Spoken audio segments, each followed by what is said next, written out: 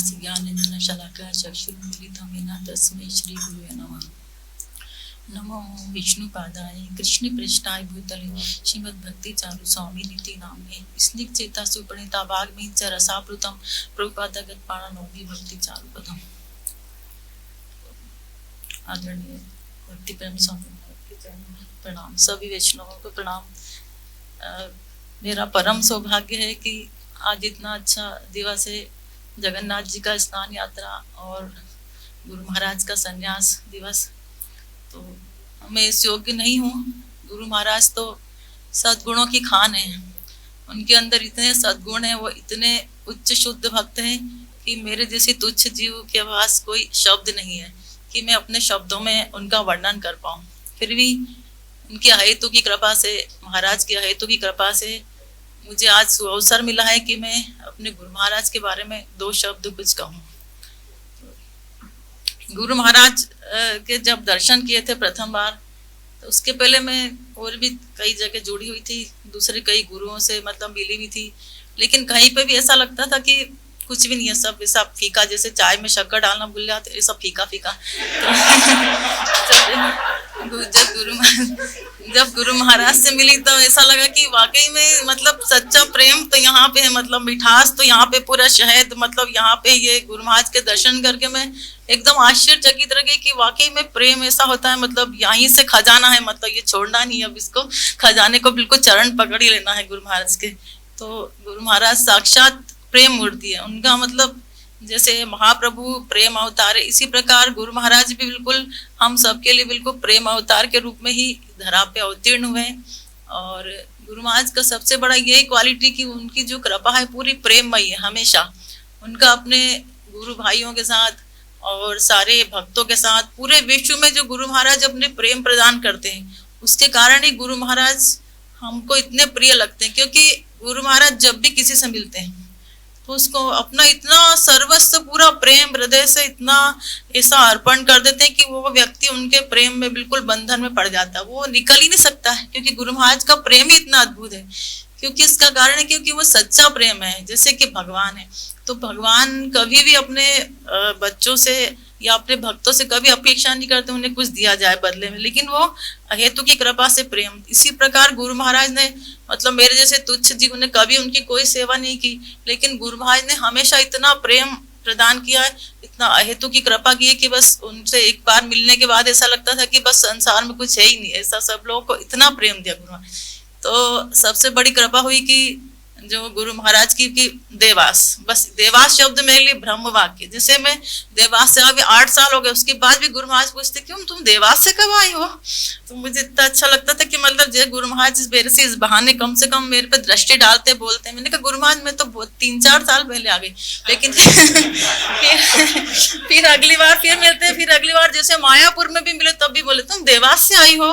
मैंने कहा गुरु महाराज जी गुरु महाराज मैं तो उज्जैन आ गई हूँ। जब भी कभी मिलते अच्छा तुम देवास से अकेली आ जाती हो। गुरु महाराज इतने मतलब करुणामयी थे कि मुझे ऐसा लगता कि देवास शब्द जैसे मेरे कानों में मिश्री घुल गई, जैसे गुरु महाराज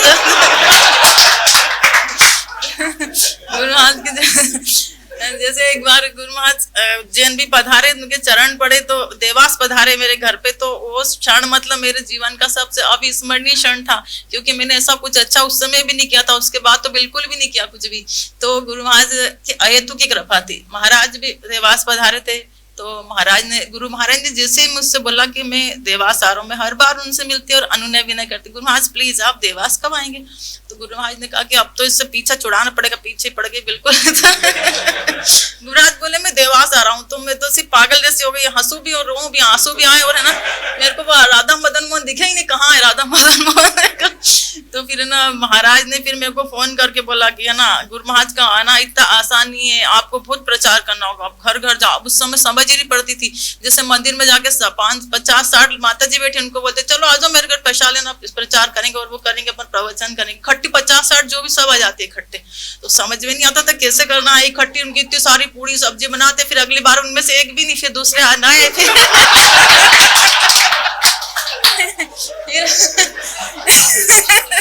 फिर अगली बार फिर नई जगह जाते, नए मंदिर ढूंढते, फिर नए को बुलाते, फिर उनमें से 2-4 आते, फिर 5 आते, सब जगह से ऐसे इकट्ठे होते, लेकिन वो सोचते कि जैसे ऐसे जिमने के लिए बुलाए। तो ऐसा मुझे आता नहीं था, प्रचार करना कुछ भी नहीं आता, लेकिन गुरु महाराज इतने दयालु हैं, महाराज भी, तो महाराज बोले इस तरह प्रचार नहीं होता है, कुछ अच्छे सिलेक्टेड लोग जो समझते हैं। राघव पंडित प्रभु जी ने बहुत कृपा करी, उन्होंने वहां पे आके बार बार लेक्चर दिया। तो मतलब शुरू में मुझे लगता था कि जा रहे देखो तारे को, मतलब उस समय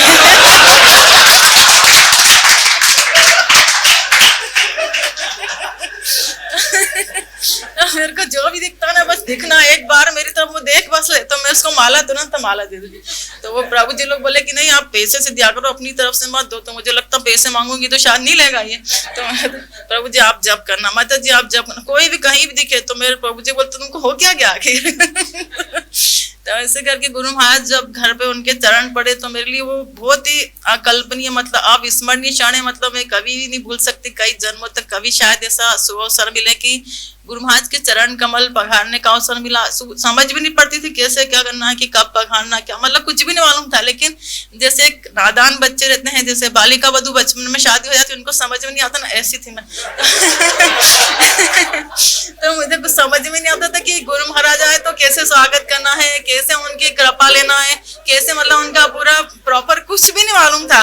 लेकिन गुरु महाराज इतने मतलब सरल एकदम, इतने की मतलब है ना बिल्कुल आ गए और उन्होंने पूरा स्वीकार करा। गुरु महाराज के लिए यहाँ से सीतानाथ प्रभु जी वो लेके गए थे, मतलब बनाने के लिए प्रसाद, बोले कि आपके हम वहाँ का नहीं खाएंगे, हम बनाएंगे।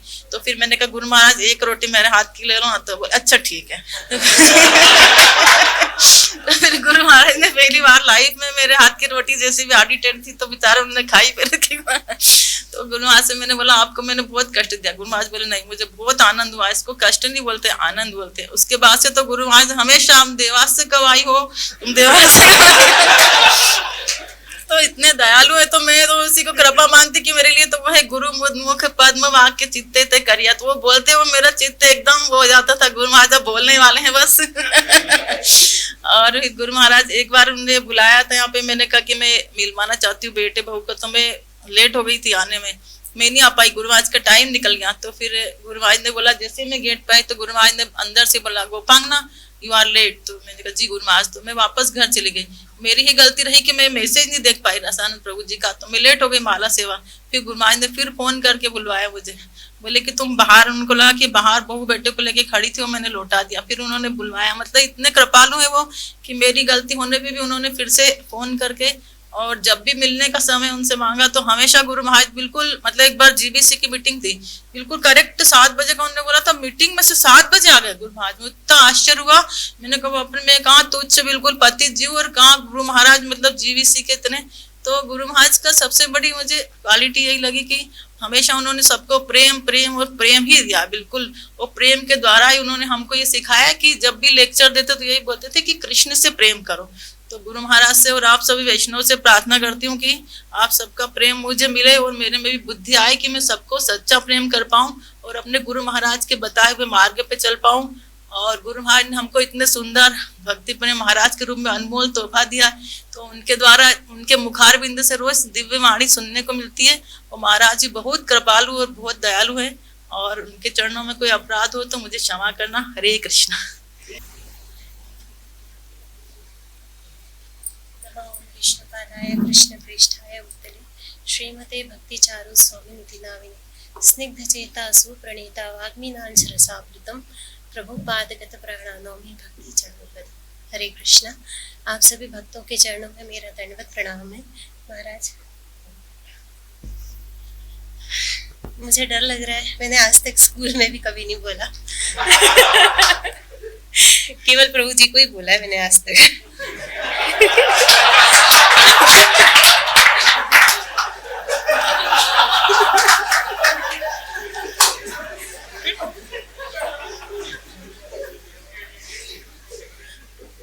मैंने प्रभु जी से अच्छे से ही बोला है आज तक।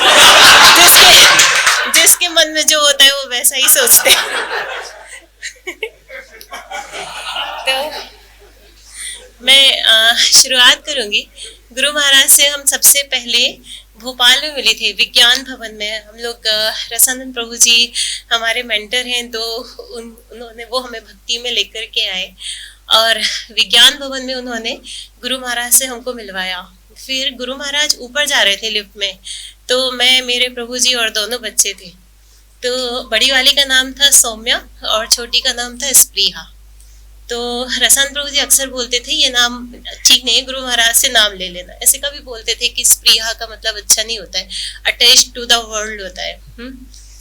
तो गुरु महाराज से इन्होंने नाम देने के लिए बोला कि गुरु महाराज बच्चों को मैं चाहता हूँ आप नाम दें। और हम लोग पहली बार ही मिले थे गुरु महाराज से, और सीधे हमने ऐसे बोला।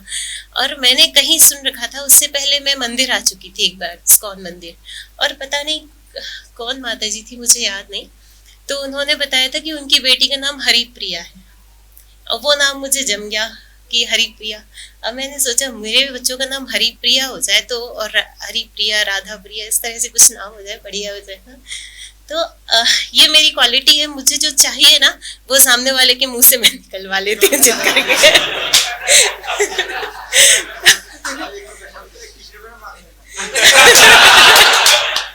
तो मैंने गुरु महाराज से बोला, मैंने तुरंत, गुरु महाराज कुछ बोले उसके पहले मैंने गुरु महाराज से बोला कि ये कहती है मैं राधा हूँ, मैं कृष्णा हूँ, छोटी वाली को ऐसे बोला है। तो गुरु महाराज समझ गए, ठीक है तो इसका नाम राधा प्रिया, उनका ये सही रहा। फिर बड़ी वाली का पूछा इसका नाम क्या है, उनका सौम्या। बोलते हैं श्यामा प्रिया। मैं खुश हो गई कि मुझे ये लास्ट में प्रिया प्रिया लगवाना था, मैंने लगा। और गुरु महाराज अंतर्यामी मन की बात समझ जाते हैं। और ये बात मैंने एक बार और नोटिस की थी, जब पहले मैं समझती नहीं थी। तो जब कृष्ण किशोर प्रभु जी ने बाद में बहुत सारे अपने पास टाइम शेयर किए, तो उसमें बोला उन्होंने कि गुरु महाराज जो है मन की बात समझ जाते। तो एक बार गुड़गांव में गुरु महाराज आए थे, गिरिराज प्रभु जी के यहाँ उन्होंने लेक्चर दिया था। और मैं मतलब थोड़ा थोड़ा शंकर शिव जी की तरफ भी वो था कि मतलब मुझे ऐसा लगता था कि ये मतलब इनको ये बेचारे, ऐसे कुछ कुछ मेरे मन में आता था कि शिव जी तो बेचारे मतलब उनको कोई पूछ नहीं रहा है, ऐसे नहीं। हाँ तो मैंने गुरु महाराज से बोला कि शिव जी ने तो रामचंद्र जी की पूजा, एक माता जी ने पूछा भी था मुझसे गुड़गांव में कि एक माता जी ने पूछा है कि शिव जी ने तो रामचंद्र जी ने शिव जी की पूजा की थी, और कलयुग में कहा गया है कि है तो शिव जी भगवान, किंतु कलयुग में कृष्ण की पूजा ज्यादा होगी। तो गुरु महाराज बोले, मुझे कुछ जवाब देने से पहले गुरु महाराज ने बोला पहले स्वयं कन्विंस्ड हो जाओ, फिर दूसरों को प्रीच करना। तब मैं ये बात नहीं समझी थी कि गुरु महाराज मेरे अंदर की बात समझ गए, पर कृष्ण किशोर प्रभु जी के बताने के बाद मुझे ये समझ आया कि हाँ गुरु महाराज अंदर की बात जान लेते हैं। तो फिर हम लोग का दीक्षा हुआ 2015 में। 2015 में जब मेरी दीक्षा हुई, उसके लिए रसन प्रभु जी ने नाम दिया था। तब भी हम लोग भी ऐसे ही हुआ था कि हम दीक्षा नहीं ले पाएंगे, हम 16 माला तो कर रहे पर रोज कर पाएंगे ये गारंटी नहीं है। तो रसन प्रभु जी बोले कर लोगे, कोई बात नहीं, ले लो दीक्षा। लिया तो गुरु महाराज ने वहां पे मेरा नाम लिखा भुवन मोहिनी देवी दासी, और गुरु महाराज ने उतनी पूरी दीक्षा में केवल मेरे नाम का अर्थ बताया था उस समय, और मुझे बहुत अच्छा लगा था। और मुझे अपना नाम भी बहुत पसंद है, सबसे ज्यादा पसंद है। तो गुरु महाराज ने उसके बाद एक क्लास होती है, उस क्लास में भी गुरु महाराज ने फिर से भुवन मोहिनी देवी दासी इसका मीनिंग बताया। मुझे बहुत अच्छा लगा। तब मेरे आंखों में आंसू आ गए, और मैंने गुरु महाराज से ऐसे बोला कि मेरा मन है कि मैं भी उज्जैन में रहूं। और हम लोग ऐसे कह के चले गए। फिर हम लोग भोपाल चले गए, और मेरे प्रभु का ट्रांसफर भी होने वाला था कुछ जयपुर के लिए। तो गुरु महाराज का नेक्स्ट डे फोन आया। मतलब गुरु महाराज हर चीज को कितना सीरियसली लेते हैं। मतलब मैंने जस्ट इच्छा जाहिर की थी, और फोन आया तो मेरे प्रभु जी से पूछा कितने सदस्य है और क्या कितना कमा लेते हो, क्या क्या जिम्मेदारी है, उन्होंने बताया। फिर उन्होंने बोला कि नहीं ठीक है, अभी तुम जयपुर जाओ, अभी नहीं आना। फिर हम लोग जयपुर गए। जयपुर से फिर हम लोग गुड़गांव हम शिफ्ट हुए। गुड़गांव में मुझे बहुत बार गुरु महाराज की सेवा मिली, कुकिंग की सेवा मिली। उसके बहुत सारे ऐसे पास टाइम्स हैं। तो मुझे ना चाहे मैं कैसा भी प्रसाद बनाऊं, मुझे अपनी तारीफ करवाना बहुत पसंद है, चाहे मैं कुछ भी बनाऊं। और यदि किसी ने नहीं की तो फिर मैं मतलब इतनी बातें करते हुए निकाल ही दे वो तारीफ ऐसे। तो मैंने गुरु महाराज के लिए तो गुरु महाराज रुकते थे परमेश्वरी माता जी के यहाँ, कभी गिरिराज प्रभु जी के यहाँ, कभी अनीता माता जी के यहाँ। प्रभु जी मेरे पास मेरे प्रभु और मेरे 10 मिनट है, मेरे पास मेरे प्रभु और मेरे मिला के 10 मिनट है, तो उनके बदले yes Prabhu ji. Okay okay. तो वहाँ पे हम लोग कई बार प्रसाद सर्व करते थे, तो रसन प्रभु जी ने मुझे वो सिखाया था स्ट्रॉबेरी पोटैटो, और विजयानंद प्रभु जी ने गुलाब जामुन सिखाए थे। तो गिरिराज प्रभु जी के यहाँ सिंगापुर से आए थे गुरु महाराज, और उस रात तो उन्होंने प्रसादम लिया नहीं, पर ये कल सुबह नेक्स्ट डे मॉर्निंग उनको 6 बजे जाना था, तो ये 2 आइटम रख दिए गए कि कल गुरु महाराज को सर्व करेंगे। हालांकि ऐसा करते नहीं, बट सुबह 6 बजे कुछ हो नहीं पाता, इसलिए गुरु महाराज ने दोनों चीजें ली। उस समय मैं वहां नहीं थी, पर प्रीति माता जी बता रही थी कि गुरु महाराज ने कहा था who made this, very nice. तो मुझे बहुत अच्छा लगा ऐसे। फिर एक बार अनीता माता जी के यहाँ, एक अमित प्रभु अनीता माता जी, उनके यहाँ गुरु महाराज रुके थे। मैं ज्यादातर कुकिंग का ही बोलूंगी, मेरा वही सारा है। ओके। तो अनीता माता जी के यहाँ हम लोग रुके, वहाँ पे मैंने रसमलाई बनाई थी गुरु महाराज के लिए। तो मैंने कृष्ण किशोर प्रभु जी से पूछा कि मैं चली जाऊँ, तो मैं लेकर के चली गई, गुरु महाराज ने खाई। मैंने कहा गुरु महाराज मैंने पहली बार बनाई है, तो बोले वेरी नाइस। और फिर उन्होंने पूछा भी कि ये बर्गर किसने बनाया, मैंने बताया अनीता माता जी, मीनाक्षी माता जी उन्होंने बनाया। ऐसे हुआ, गुरु महाराज का लेक्चर हुआ। उसके बाद जब गुरु महाराज जाने लगे, तो वो बहुत अच्छा लगता था उनके मुंह से अपना नाम सुनना।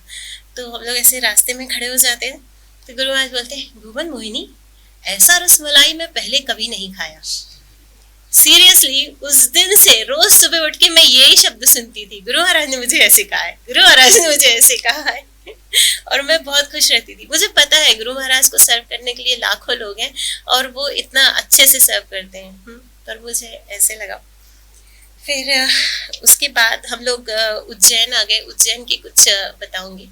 उज्जैन में जिस दिन गुरु महाराज आए थे 21 मार्च को, तो उस दिन राधा प्रिया का बर्थडे था, पर किसी अपनी गलती से, मैं बताऊंगी नहीं क्या गलती से, मेरी अपनी गलती से मैं गुरु महाराज को रिसीव करने नहीं आई। मुझे बहुत बुरा लगा। मैंने केक भी बना के रखा था उस समय के लिए। फिर रात के समय गुरु महाराज थक गए थे, तो फिर हम लोग केक कटिंग नहीं कर पाए। उसके बाद जब श्यामा प्रिया का बर्थडे मनाया गुरु महाराज ने, तो गुरु महाराज ने पूछा इससे, राधा प्रिया से पूछा कि तुम्हारा बर्थडे कब आता है, तो इसने बताया कि निकल गया जिस दिन आप आए थे। तो गुरु महाराज ने सीरियसली बहुत ऐसे दुख महसूस किया। बोले कि मुझे बहुत बुरा लग रहा है कि मैं तुम्हारे बर्थडे को क्या केक नहीं कट कर पाया, मुझे बहुत बुरा लग रहा है। तो नेक्स्ट टाइम जब मैं आऊँगा तो तुम्हारा ग्रैंड बर्थडे सेलिब्रेट करूँगा। ऐसे गुरु महाराज ने इसको आशीर्वाद दिया। और इससे बोला कि फिर मैंने कहा गुरु महाराज क्या मैं आपको सर्व कर सकती हूँ कल प्रसादम? तो बोले कि ठीक है, जो भी राधा प्रिया का मन होगा मैं वही खाऊंगा। तो गुरु महाराज ने इस तरीके से प्रसादम लिया।